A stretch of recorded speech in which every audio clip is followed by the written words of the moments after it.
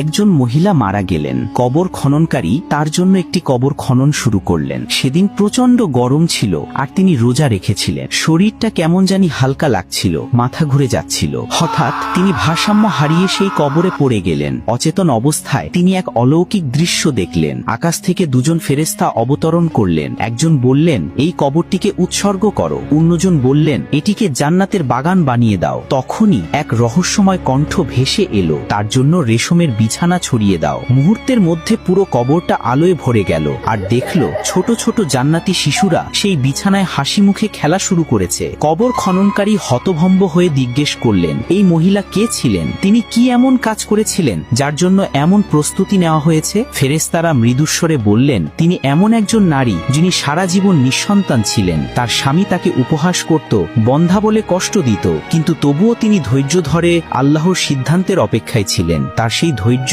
আর আল্লাহর প্রতি অবিচল বিশ্বাসের প্রতিদান আজ জান্নাতের রেশমি বিছানা হয়ে তার জন্য প্রস্তুত হয়েছে।